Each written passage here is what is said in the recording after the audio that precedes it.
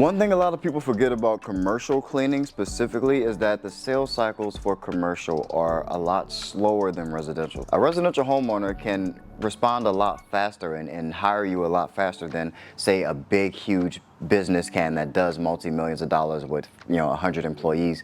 They're probably going to move a little bit slower. They probably have to get approval for somebody. You'll probably have to reach out with accounts payable to get the finances taken care of. So things move a little bit slower, and there's a decision-making process that has to happen. So I want to talk about how to deal with those things and how to deal with that slow sales process to keep you in it and to make sure you still get that account even though it may take some time. Because at the end of the day, it's still going to be worth it. I mean, we're talking commercial accounts, places that you're going to be cleaning 3, 4, 5, and 7 days a week.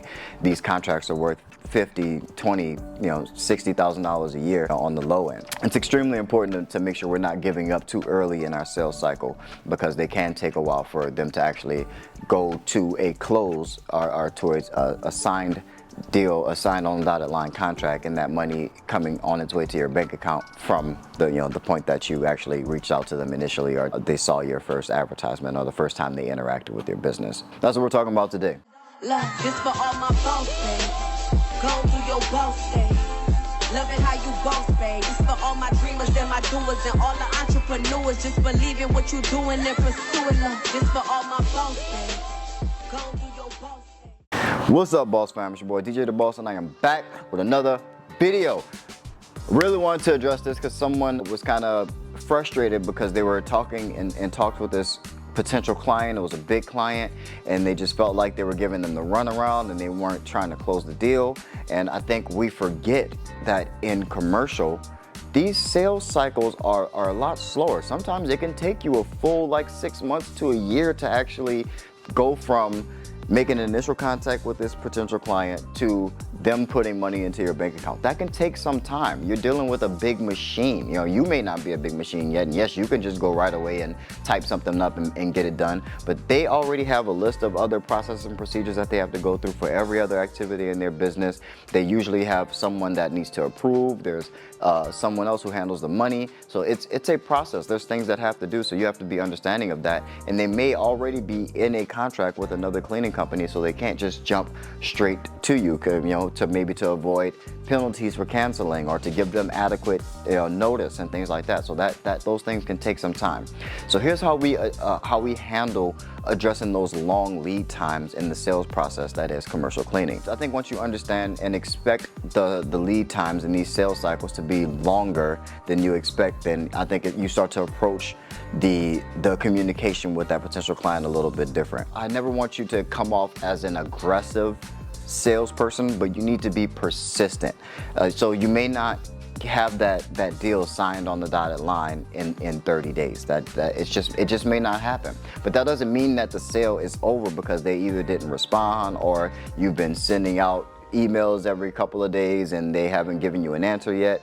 The thing that you need to do is just continue providing value. And even before that, in the very beginning of the sales process, you need to know what the pain point is. You need to know what the pain point is and what the desired start date, what the ideal start date is. When would they like to have this problem resolved? What is ideally, in the best case scenario, when would they like to have this problem addressed, and how long can they have that on? That's why I really harped on that in the last video about what to ask during the walkthrough, is what is the ideal start date? Because if it's a year from now, then cool, we can plan on communicating and expect to start on a year from now in that date. Whatever that date is, we have a plan. And without that, you're kind of working in the dark. So I really stress getting that ideal start date of when would we like to actually see this change happen, and getting that information really helps you out in this particular instance. We got to know the ideal start date so that in communications we can reference the ideal start date as we're saying, hey, we want to get this done before X date so that we can be prepared. Let's get this taken care of before X date so that we can be prepared, or whatever the verbiage that you want to use. But you need to be able to address and put a time bracket or a time limit, something that's makes things seem a little bit more urgent, because there's this deadline that we have to meet. Using that as a deadline for everyone to meet kind of keeps things moving. Also, as you're reaching out to them to continue communication after you've delivered that price, you don't just continue to berate them with, when are you going to sign a deal? Are you sure you want to do the deal? Or are you going to sign that paper? You continue to provide value continue to, because maybe you didn't, provide enough value or explain how your service is going to address their pain point or address their needs well enough during your walkthrough or in your initial communications. During this time period, that's a great opportunity for you to, rebuild rapport and build more value and provide more value for them.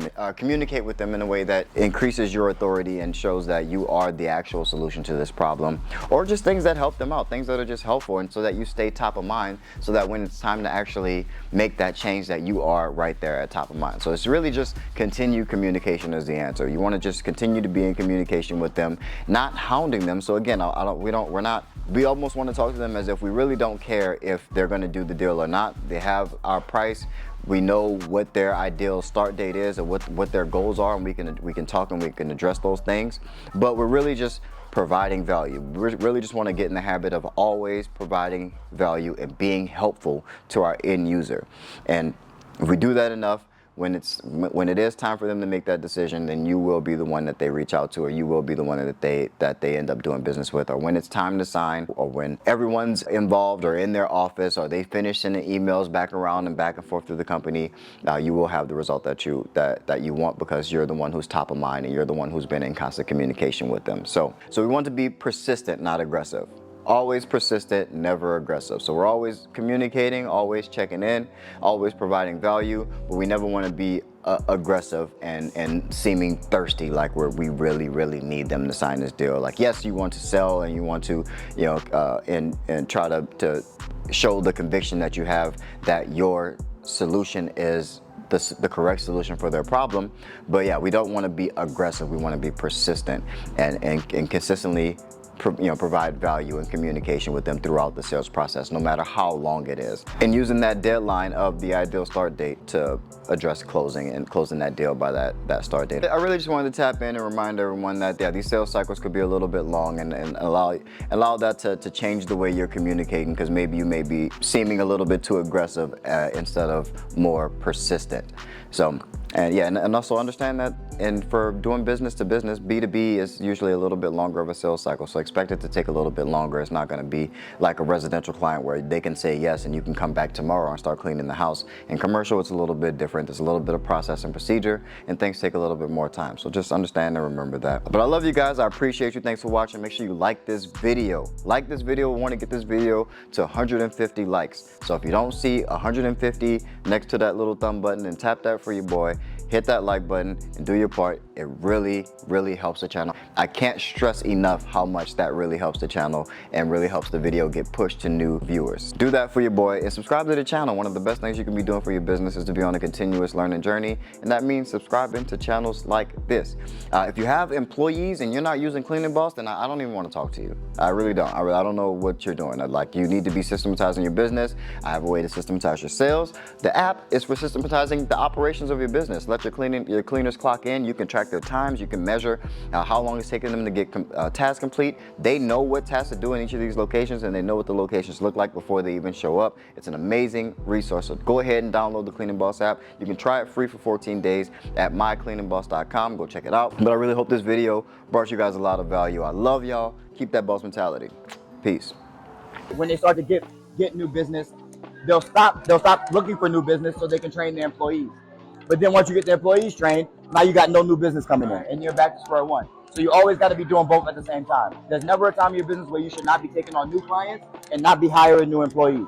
That's a 100% of the time activity in your business all the time, forever.